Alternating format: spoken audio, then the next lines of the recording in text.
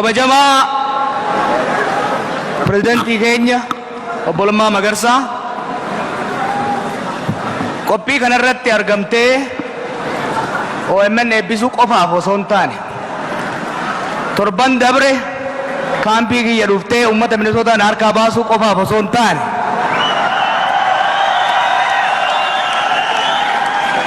qabsoo alaa fi daandii irratti qeerroon godhaa ture san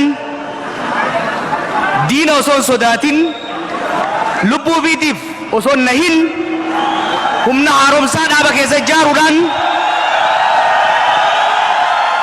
ce'umsi nagayaa kun godhamee diini qeerroo keenyaa wallaansoon abbootii keenyaa bakka akka ga'u shooraati taphatteef maqaa qeerroo si dura jiru kanaatiin si galateeffachuun barbaada.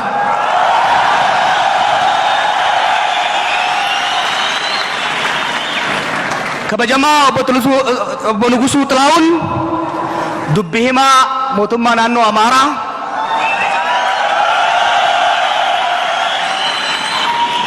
baga asitti argamte. Isa immoo kan hin galateeffadhuuf nama hedduu chaalenjii na godhe waan tureef. Hojii miidiyaa waggoota dabran godhaa turre keessatti mootummaa Itoophiyaatiin wal dura dhaabbachaa turre keessatti namoota lamaan ofirraa dadhabe. Tokko Nugusuu Xilaa'uuni kalammataa eenyu? Kalammataa eenyu? Addisuu Araggaati.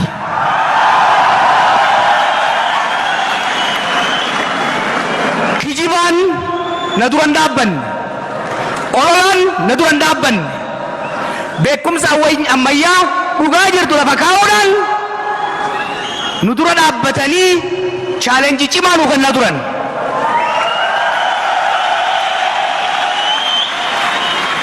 Dhugaa tooftaa qabsoo waan godhaniif yeroo rakkoo hamtuu biyya keenya keessatti keessattuu saboota lamaan obbolaa ta'an ummata Amaaraatiif Oromoo walitti buusuudhaaf yaalametti shoorri obbo Nugusuunii fi Addisuu Araggaa taphatan har'a kan himamu osoo hin ta'in galmee seenaatiin kan barraa'u ta'a.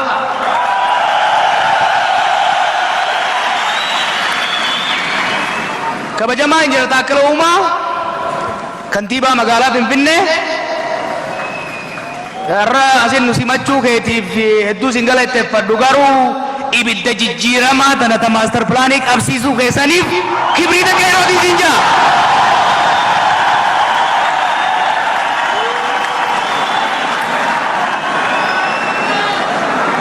Kabajamtoota abbootii gadaa Oromoo gaaddisa keenya handhuura keenya abbootiin gadaa keenya sirna gadaa keenya deebisanii ol dhaabuu qofa osoo hin taane eenyummaa keenya deebisanii akka barannu gochuu qofa osoo hin taane waggoota afran dabre kana keessatti qabsoo godhamaa ture keessatti osoo hin sodaatin osoo of duuba hin deebi'in tokko hoggansi Oromoo akka walitti dhiyaatu akka wal hubatu manguddichi kun nama laafaan sa'in abbaan gadaa bayyanaa kun waan hedduu godhe. San qofaa miti diina itti roorrisuu barbaadu sodaachisuu barbaadu dura dhaabbachuudhaan sirna gadaa jaaraa bilisummaan teenya eebbaan gara fuulduraa akka deemtuuf shoora guddaa gumiin abbootii gadaa Oromiyaa taphateef galatoomaan jechuu ni barbaada. Qabsoo waggoota afranii kana keessatti shoora guddaa ifiif qeerroodhaaf haa fudhannu malee qaamota hedduu keessatti hirmaate. Kana keessaa hayyoonnii fi abboonni amantii keenyaa shira diinni amantiidhaan walitti nu buusuudhaaf godhe takka takkaan jala deemanii fashalsuun diina abaaranii darbatuu fi qeerroo eebbisuudhaan injifannoo akka goonfannu nu godhan. Abbootiin amantaa keenyaa ifa nutti mul'isuu qofa osoo hin taane nu dura dhaabbachuudhaan awwadaayii fi mandiitti wareegamaa turan. Kanaaf Rabbi ammallee isinaa tursuun jaani qeerroo Kero. Falman nemi. Akami falman.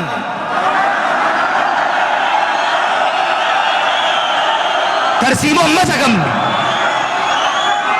Tarsimo masakam. Tokkummaan qabsoomne. Kanaaf injifanne.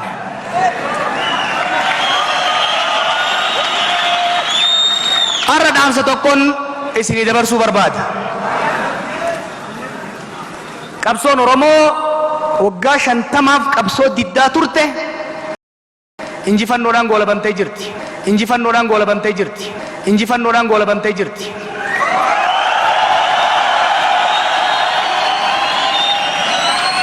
Gaafiin Oromoo deebee jechuu miti.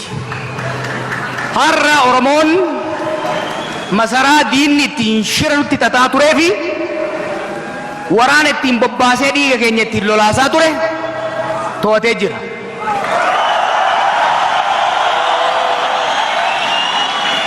Injifannoo arganne kanaa fi taayitaa harkatti galfanne kana hidda qabsiisuun qabsoo boqonnaa qabsoo itti aanu ta'a. Boqonnaan qabsoo itti aanu kun akkuma Pireezidenti Lammaan jedhanitti boqonnaa injifannoo kan itti gallafa qabsiifnu ka Oromiyaa madda nagaa goonu ka Oromiyaa misoomsinuu fi guddifnu ka Oromiyaa madda dimokiraasii durii sanitti deebi'u ta'uudha qaba.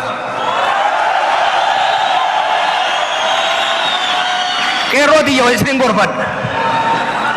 Tarsiimoon masa qabna hoggaan jedhu yeroon isin hin barreessu laaftutti miti. Ammas injifannoo kana eegsisuu yoo ka barbaannu taate tokko Oromiyaa tasgabbeessuu barbaachisa. Lammaffaa olaantummaan seeraa akka hin sharafamne eeguudha barbaachisa. Qeerroo diinee agarsiifne bar cufne magaalaa wansineemi warra qawween dhufu jilbifachiifneemi warra likkii nu galchuu dhufu bakka deebifneemi Oromiyaa harkatteeffanneemi amma Oromiyaa eegganna amma Oromiyaa eegganna amma hoggana dhaggeeffanna amma tokkummaa cimsanna amma gara fuulduratti tarkaanfanna diinagdee teenya guddifanna akkasii miiree. Kanaafuu yaa qeerroo bakka amma irra jirru kanatti wal dhaggeeffachuun waliin deemuun barbaachisaadha. Akkuma kaleessa hin danda'an hoggaa jiran dandeessanii garsiiftan tokkummaa qaban jiran tokkummaadhaan garsiiftan. Mootummaan zaytunaa miti dhagaan hin bu'u jennaan gabbuuftanii garsiiftan sanitti.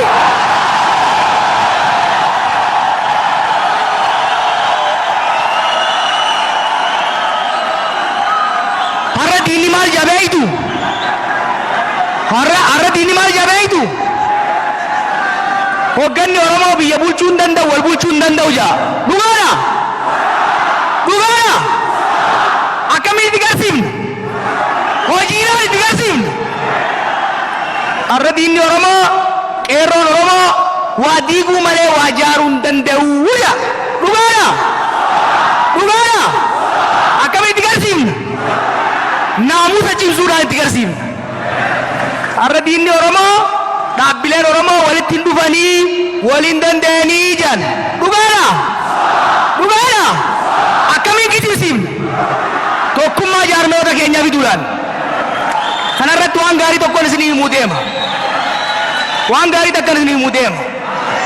Dhaabbilee siyaasaa alatti hafan keessaa rakkoo keessattuu gama lixaatiin dhalate irratti yaalii gama adda addaatiin godhameen hoggansi obbo Daawud Ibsaatii fi hoggansi obbo Lammaa Magarsaa torbaan kana keessa wal arguudhaan dubbii fiduudhaaf deemu.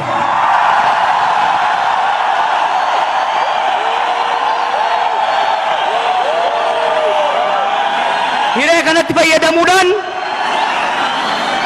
Jaal Daawud Ibsaatii fi Pireezidenti Lammaa Magarsaa cimina hoggansaa obsaaf murannoo agarsiisaniin nagaya buusuu irratti tarkaanfii fudhachaa jiraniin galateeffachaa hiree kanas saffisaan xumurtanii akka nu boonsitan shakkii takkan qabuudha bisin biraa jiraatuun jaan.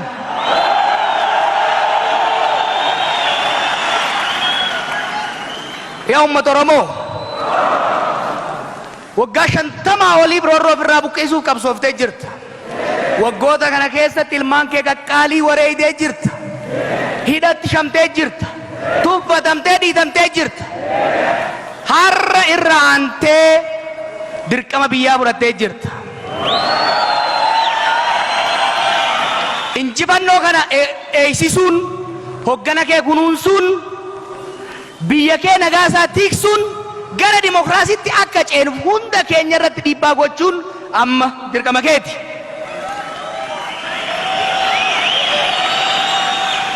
Dhaabbilee siyaasaa Oromoo battala kanatti argamanii fi hin argamne hundaaf dhaamsa gabaabaan dabarsuu barbaada. Hedduun keessan hangafoota keenya warra kalee dukkanatti ija babaasee baatirii qeerroodhaaf ta'edha. Isin waboo kaleessaati. Isin bu'uureessitoota Maccaa Tuulamaa Afran Qalloo, qabsaa'ota Baalee fi bu'uureessitootaaf qabsaa'ota Abaawoodhaati. Isin abbootii keenya ifaa keenya. Ammallee iftanii akka itti nuuf uftan barbaanna. Dhaabbileen siyaasaa keenya qabsoo qeerroon ittiin wareegamee bilchina guddaadhaan asiin gahe kana gara fiixatti geessuu irratti dirqama guddaadha qabdan. Qeerroon kubbaa harka diinatii fuudhee isinii kennee jira. Kubbaa tana kunuunsitanii goolii galchuun dirqama keessan. Kana gochuuf ammoo bakka 500tti addaan qoqqoodamuu osoo hin taane tokkummaa teessan cimsitanii ibsa ejjennoo irratti hirkachuu osoo hin taane ummata keessan jaartanii qartanii sochoosuudhaatu isin irraa eegama. Kanaaf dhaabbileen keenya isin kabajna, isin jaalanna, isiniin as geenye gara fuuldurallee akka gara fuulduraa nu tarkaanfachiisan isinitti waywaanna.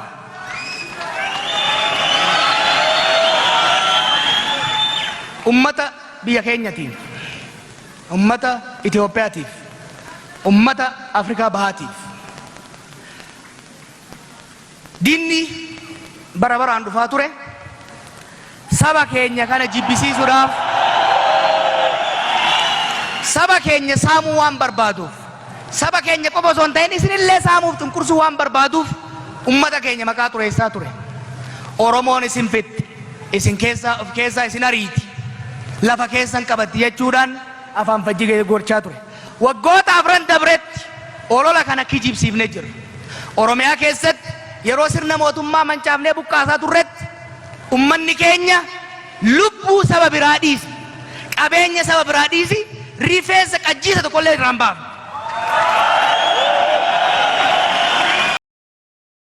Diinonni keenya arras Oromoon taayitaa qabatee jira. Kobaadha nyaachuuf deemaa, isin cunqursuuf deemaa, olaantummaaf abbaa irrummaa deebisuuf deemaa. Hajaan isin kijiban. Kun kijiba Rabbi jibbe. Ummata Oromootiif walqixxummaan tapha miti. Ummata Oromootiif dimokiraasiin dhimma jiraachuuf. Ummata Oromootiif biyya Itoophiyaa tana dimokiraateessuu jechuun wabii keenya kan mataa keenyaati. Ummanni Oromoo waa sadiif qabsaa'e. Tokkoffaa dimokiraasii, mirga namootaatii fi kan dhuunfaa mirkaneessuudhaaf. Kan lammataa biyyaa fi biyya ofii irratti carraaqqatee hiyyummaa keessaa of baasuudhaaf. Kan sadaffaa if jidduu fi ollaa isaatiin nagaa qabaachuudhaaf. Yaa ummata ollaa keenya, ummanni Oromoo isiniin alatti dimokiraasii mataa isaa argachuu hin danda'u. Isiniin alatti nagadatee misoomuu hin danda'u. Isiniin alatti nagaa argachuu hin danda'u.